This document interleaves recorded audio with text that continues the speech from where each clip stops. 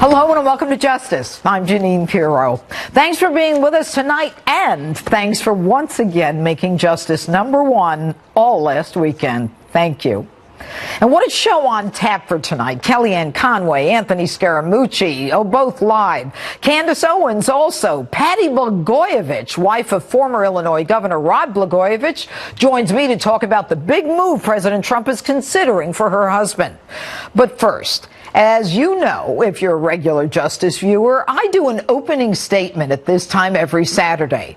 And more often than not, it's about whatever's gotten me fired up that week. And this week, I am fired up. I am angry. But I'm even more confused. Confused as to why Congressman Trey Gowdy of the House Permanent Select Committee on Intelligence, one of the few people in Washington who has the intelligence, the expertise, and the ability to see through the nonsense, if not illegality, going on at the FBI and the Department of Justice, Trey Gowdy would say this about a spy placed in the Trump campaign. I am even more convinced that the FBI did exactly what my fellow citizens would want them to do when they got the information they got, and that it has nothing to do with Donald Trump. So why was I stunned? And why was I upset with that answer? Number one, Trey Gowdy knows he's not supposed to confirm or deny Spygate. Number two, saying that the placing of a spy or a confidential human source, as the big shots call it, in the Trump campaign has nothing to do with Donald Trump is ridiculous.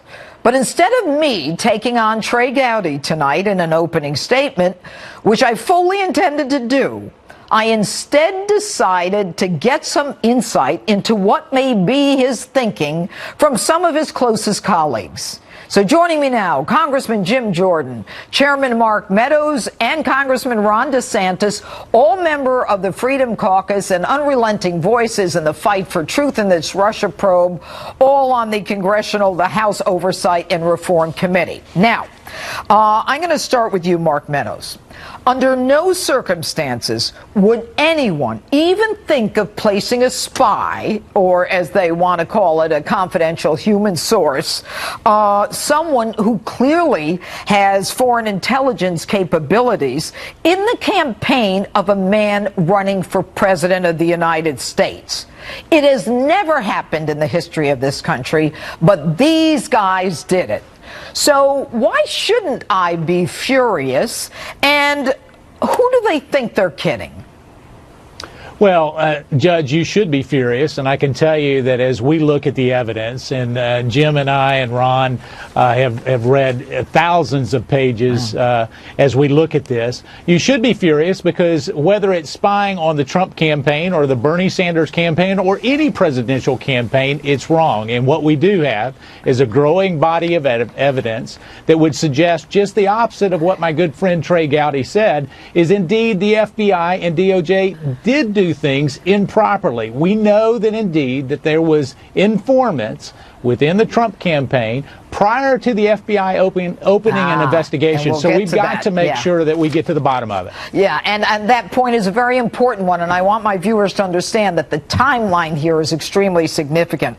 Now, that bozo Clapper made a statement on The View, and I think we may have it, and I'm going to ask Jim Jordan to take a listen to it. Was the FBI spying on Trump's campaign? No, they were not. They were spying on a term I don't particularly like, but on what the Russians were doing, trying to understand, were the Russians infiltrating, trying to gain access, trying to gain leverage and influence. So why doesn't he like what they do? So why doesn't he like that? He should be happy that. Well, he should be. Okay, so Jim Jordan, I think you know where I'm going with this. Since when do we put spies in a presidential campaign to find out what the Russians are doing? Why not intercept them on the way in unless you're trying to infiltrate the president's campaign? And more importantly, Judge, why not tell the Trump campaign? Why not tell the candidate himself? Why not tell the guy who's now president of the United States, hey, we think Russians are trying to infiltrate your campaign, work with people on the periphery. Why not give them a briefing, a defensive briefing? That didn't take place. So that to me is the fundamental reason. And to say he doesn't like the term spy, what else can you call it? It wasn't an informant. It wasn't inside. It was someone from the outside contacting people associated with the Trump campaign to try to get information. If that's not a spy, I don't know what is. Well, you know what's interesting, Jim, is that I think it was Comey who said, it's not spy, a confidential source, but then he never answers Judge. it. He just says there's a difference. Yeah, Judge, and the FBI and the DOJ want us to say, oh, you can trust us now. We're giving you a briefing. They gave these guys a briefing last week, didn't show them any information, to my understanding. Well, that's where I'm going. That's where I'm going. But think about this. We have caught them hiding information from us in the past. Mm-hmm. They hid the fact that Peter Strzok and Judge Contreras were friends. The same, a FISA court Judge Contreras, the same judge who heard Flynn's case. They tried to hide that from us, redacted that information when they gave us some of the Strzok page text messages. So now they tell us, don't worry, even though you caught us hiding information from us, don't worry, you can trust us now. But you know what's interesting, Congressman Jordan, is the fact that then Contreras is recused from the case, so clearly there was wrongdoing there, like within a week. But I want to go to Congressman DeSantis.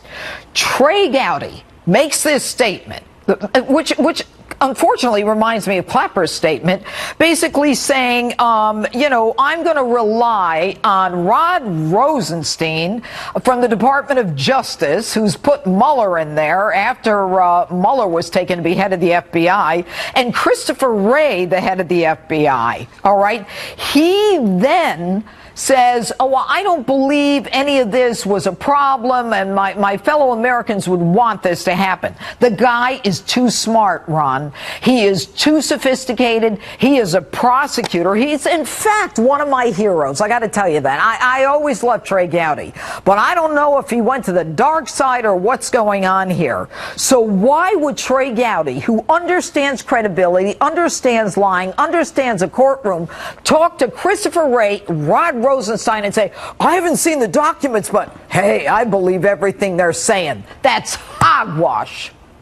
Well, look, I mean, I disagree with his analysis, and it goes to what Jim said, is obviously they should have just told candidate Trump if this was something that they were really concerned about. Instead, they chose to take an aggressive posture vis-a-vis the entire campaign, and they continued that. They launched this massive counterintelligence investigation based off Papadopoulos saying something to Downer, and we now know, Judge, when Downer reported that to U.S. authorities, he didn't even mention emails. It was supposedly, the emails got hacked. He heard about emails. There was never a discussion about emails. So the start of this is as thin as you can possibly be. And I would also say there was more information or evidence that would require you to surveil Hillary's campaign than Trump's campaign. Which was look at the national security implications with the emails. Look at the Clinton Foundation. Look at the fact that they were paying a foreign national, Christopher Steele, to collect dirt on candidate Donald Trump, and yet they never took any aggressive actions vis-a-vis Hillary. It's a big double standard. Well, you know what, but we're going to go beyond double standard tonight, but I want to go back to Congressman Meadows. So we're now supposed to take the word of the FBI and the Department of Justice when they started this investigation, or the FBI did, under the guise of it being a counterintelligence investigation. Now, I want my viewers, I want you to follow this.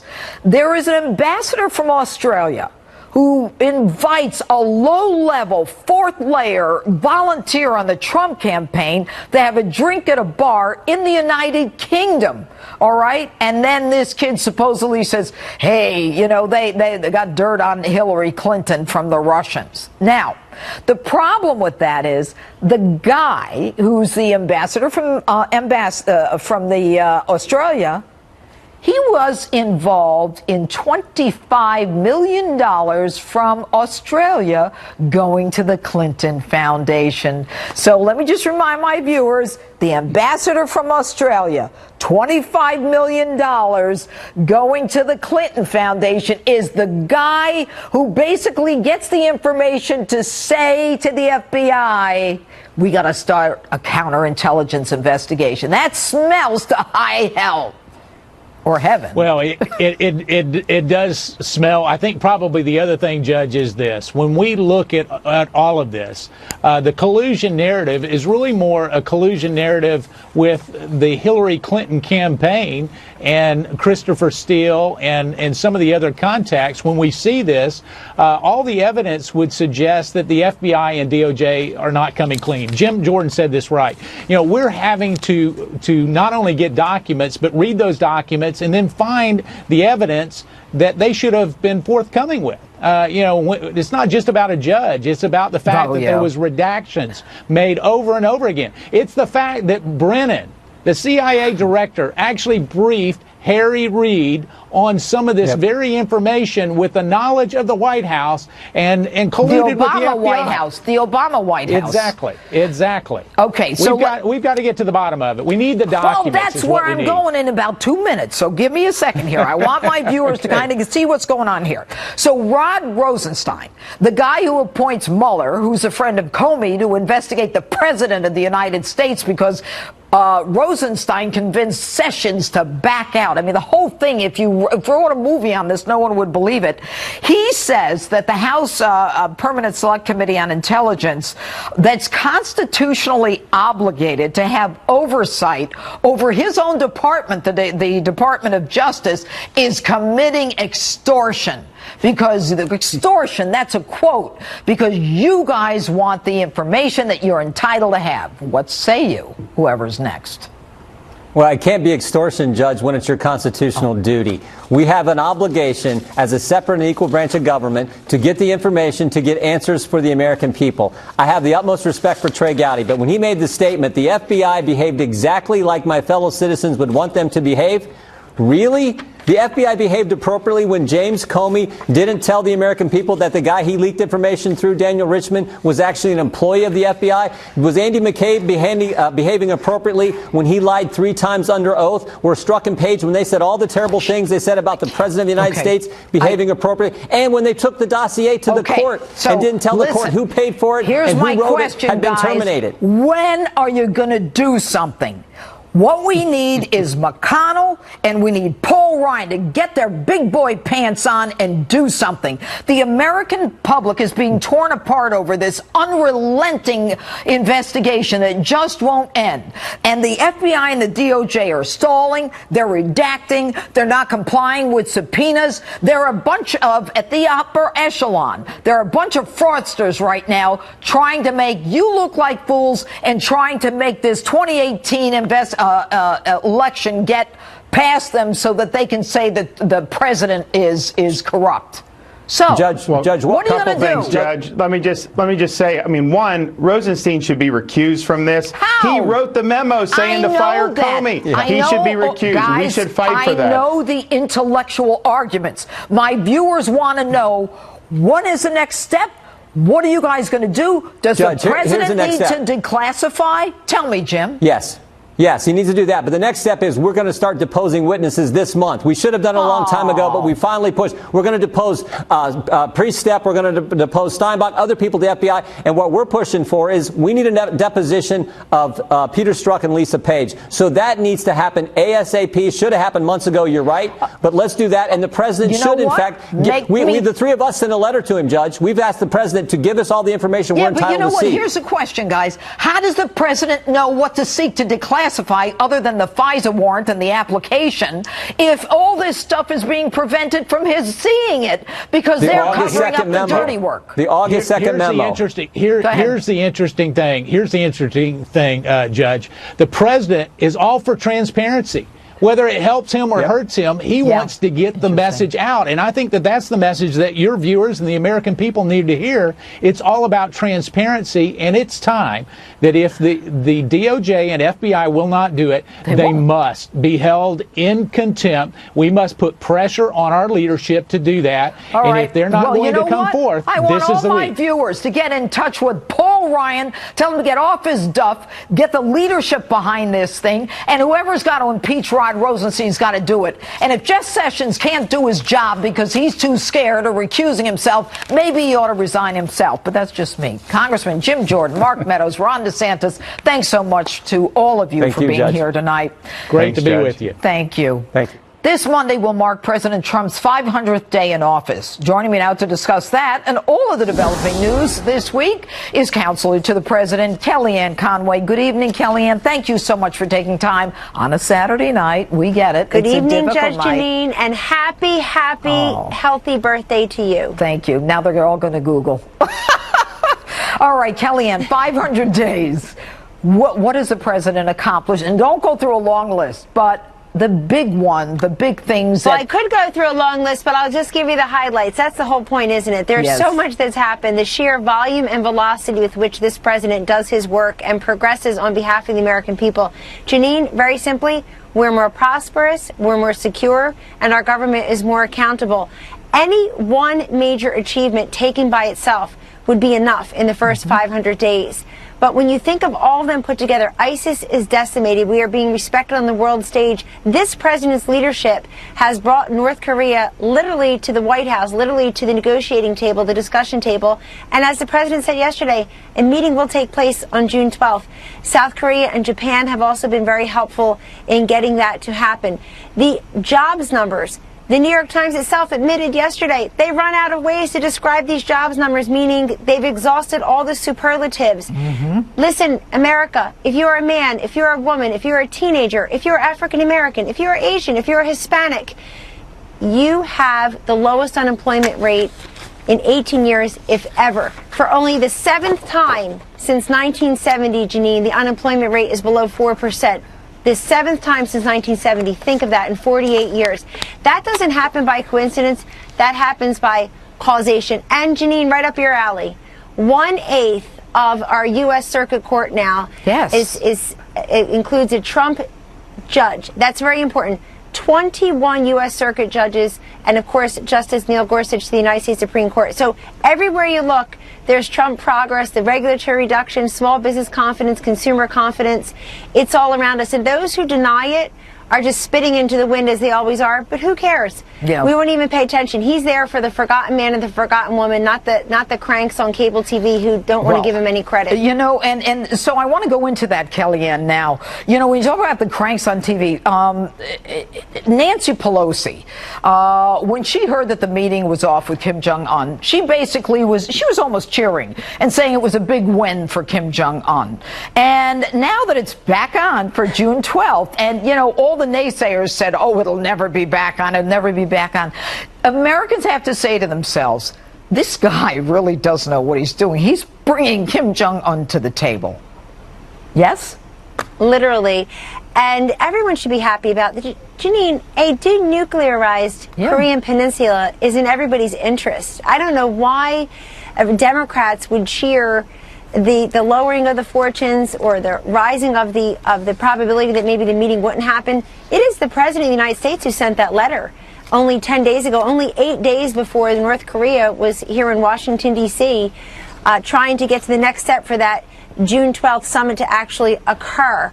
And that letter from the president covered the entire waterfront, that it was North Korea who extended the invitation, the United States accepted it, looked like things weren't happening, that's fine, meeting canceled. But the president, and now it's back on, the president himself said on Thursday, on the record to the media, that it may take more than one meeting. Jeanine, we've had nearly 70 years of war. This president has been at it for 7 weeks, 7 months. He and Secretary of State Pompeo in earnest on this issue. It's been a very short period of time, but people should stop cheering depending on who's involved, and they should actually look at the substance of the issue. And that's why I have such faith in the American people. They see it. They know we're more prosperous, we're more secure, and that's why we're calling Monday 500 Days of American Greatness. Any one of these accomplishments by itself would be plenty. All right. But all of them put together is 500 Days of American Greatness. And if people aren't going to get the message out, we will. Okay, and you are. But I must tell you, you know, with all the stuff that happened this week, with that Samantha Bee and the horrible things she said about Ivanka, and I have always said Ivanka is a woman who has spent her adult career trying to empower women. She is someone who has done everything she can, not just in the United States, but around the world, to give women the ability to start businesses. But, so the president is in Washington. He works 24/7, and he never stops. But the hits just keep on coming. Does it affect him at all? Not really, and I'll tell you why. The president sees in the faces of the American people, especially when he gets out of Washington and he travels. He met with families from Santa Fe, off the record, no media in the room. On Thursday, I happened to be there with him.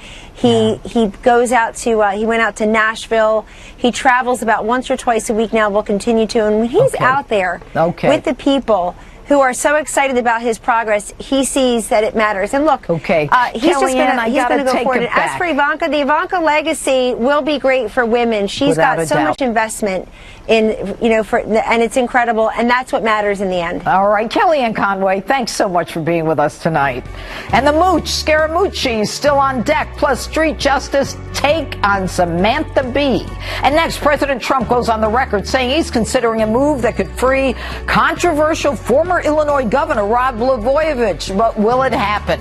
Joining me next live is Patty Blagojevich, the former governor's wife. It's a Justice exclusive, and it's next. Developing tonight, the president still considering a possible pardon of celebrity TV personality Martha Stewart and commuting the sentence of controversial former Illinois Governor Rod Blagojevich. This as it did pardon conservative commentator Dinesh D'Souza this week. Now, D'Souza says that he was singled out for prosecution by former President Obama's administration because of his conservative politics. In fact, he wrote a not-so-flattering movie about President Obama. But joining me now on a Justice exclusive is Patty Blagojevich, former Illinois governor's wife. Patty, good evening, and thank you for joining us tonight. Oh, thank you, Judge. Thanks for having me. My pleasure. Now, your husband, Rod, has been in jail for how many years? He's going on into his 7th year right now. Okay. And how old were your children when he first went to jail? Well, let's see, it was 7 years ago. So my little one was in 4th grade, and my older one, I think I go by grades instead, and my older one was in 7th grade, and it's really tough. Yeah, but now your older one is how old? When she was in 7th grade? So my older one's graduating from college this month. Wow, so, he missed and my little one, her high school graduation, it was awful. Senior prom, all those things all those big special events he missed, but most importantly, he missed those like everyday, driving her to school, teaching her to drive, all that kind of stuff. Yeah. And my younger one's now 15, is finishing up her freshman year of high school. So and I remember I was living in Chicago at that time, and I remember your husband walking out on the street, and people, I think that, he was on trial, but people loved this guy. And there are many who feel, and I believe maybe the president does as well, that, the guy was just kind of practicing politics, that he never really got any money or in exchange or gifts or, we hear about this stuff all the time in Washington. But he seemed to be on the bad side, like Dinesh D'Souza, of the Obama administration. Is that accurate? Right, yeah, the same people that, went after Mr. D'Souza are the same people that went after my husband, the same people that are going after the president now. It's the same MO, and they're using their offices to try to undo elections and try to play politics instead of trying to do what they're supposed to do, which is to seek justice. And, our system of government's got a system of checks and balances for a reason, right? And sometimes the courts and these prosecutors get it wrong, whether, maliciously or just by accident, and it takes a strong leader like President Trump to right those wrongs. But it's somebody interesting, with a sense of Patty, justice. it's very interesting when you say the same prosecutors, and I think my viewers need to understand what you're saying. The guy who prosecuted your husband was a guy by the name of Fitzgerald. Fitzgerald is pals with Comey, who put Martha Stewart in prison, and Fitzgerald is the one who is now representing Comey, and, it's like this triumvirate of Comey, Fitzgerald, and Comey's other attorney, Kelly, who have together, kind of gone over to the dark side, many think, in terms of the way they're handling these cases.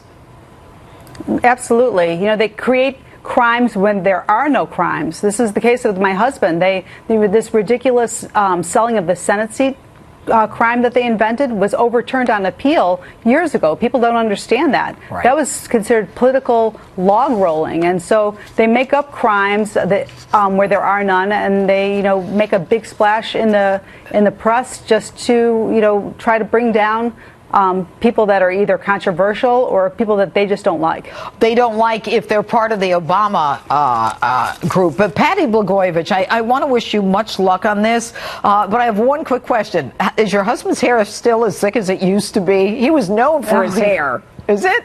Yeah, he's very blessed that way. Shouldn't we all be? Patty Blagojevich, much luck and prayers to you. Thank you. Thank you so much. All right. And Candace Owens from Turning Point USA is just minutes away. But next, the Mooch comes to Justice Anthony Scaramucci, standing by live to talk about this week in the White House and more. Don't miss this interview. It's next. Another big week for the Trump administration and a lot to talk about with my next guest, former White House Communications Director Anthony Scaramucci. He joins me now from the Hamptons. Thanks for taking the time out, Anthony. All right, you may have just heard... I requested a beach backdrop. No, I'm saying I requested a beach bag. I didn't get it, though. Yeah, no. Sorry, but you're there, so I don't care. But listen, we were just talking with Patty Blagojevich. A lot of people think that 14 years in jail for her husband, who apparently had upset the Obama administration, was a bit much, given there was nothing other than their run-of-the-mill, campaign stuff where, what you guys should do is, let's do some fundraising. I mean, come on, who doesn't do that? Your local mayor does it.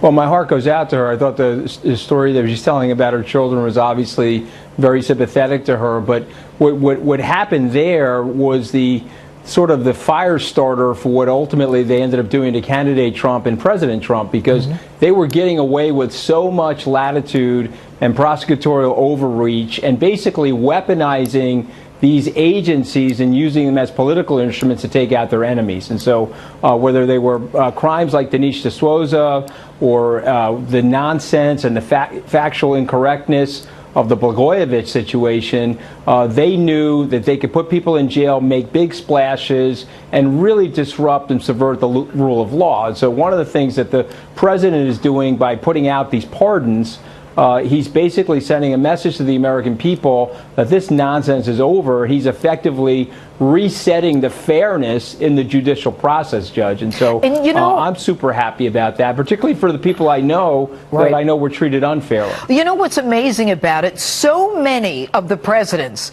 wait until their last week or even their last day in office to pardon individuals. President Trump is being transparent. He's doing it now. He's willing to take them on. Give me whatever your criticism is. But, here's the difference between what he did and what a lot of them did. I mean, nobody gave Donald Trump money to do this. And if you think about Bill Clinton pardoning Mark Rich after his wife gave him millions of dollars for whatever, I don't know, maybe the foundation, the library, and he does it on his way out. This president has the fortitude or the chutzpah, let's say, to just do it and say, you know what, come at me, I'll tell you why. Well, he has the constitutional right to do that. What has not been mentioned all week is that President Clinton also pardoned his brother Roger Clinton for cocaine trafficking and cocaine use. And by the way, I have absolutely no problem with him doing that. That is his constitutional right to do so. And so I'm proud of the president's moves. It's once again the disruptor in chief doing the things that he thinks make sense for the American people and is off the mark of that system that we now call the swamp, Judge. You were talking about Trey Gowdy earlier in the show. I have an enormous amount of respect for Trey Gowdy, but what happens when you spend too much time in that system, you get some swamp juice on you. And so he's saying things now where he's parsing things in a way that Trey Gowdy 2-3 years ago wouldn't be sounding the way he's sounding today on the way out. Yeah, there's no doubt about it. And I don't know what his future is. but it just smells like he's going to be doing a lobbyist job or something along those lines to be talking the way he is. Yeah, because it doesn't make sense, and I agree with you. But I want to continue to talk about what has gone on this week with Ivanka and the left, the mainstream media, and the left-wing liberals. What do you think of what happened with Samantha Bee? Well, listen, I mean, it's an axiomatic fact that there's a double standard in our society because the left controls the mainstream media and most of Hollywood. And so Samantha Bee, she'll get full latitude and license, apologies accepted, no problem. We'll issue a tweet and a statement. Somebody on the right that does the same thing, they want to hit the eject button like they did in the Austin Powers movie and flip people into the fire. And so they do that constantly. And it's upsetting. And, Sean Hannity and I have actually debated this. He originally wasn't for boycotts. Now he is for boycotts because, unfortunately, because if you don't fight fire with fire, Judge, Sean's position was in the beginning, look, I don't want anybody boycotted. I believe in free speech. Right. But then they start this boycott nonsense on him. And he's like, okay, well, if we don't fight fire with fire, we're not going to be able to cease fire. All right. Exactly. Anthony, so for me, I don't want people losing their jobs, but at the end of the day, we have to stop this nonsense. Well, it's crazy, and especially with Roseanne, you don't have to end the show. I mean, plus, and I know what she said was horrible, but anyway, Anthony Scaramucci, I mean, you don't have to get rid of the show with everybody else, is what I'm saying. There's between the camera people, the writers, the actors. Anthony, good to have you on the show tonight. Thank you. Great to be here.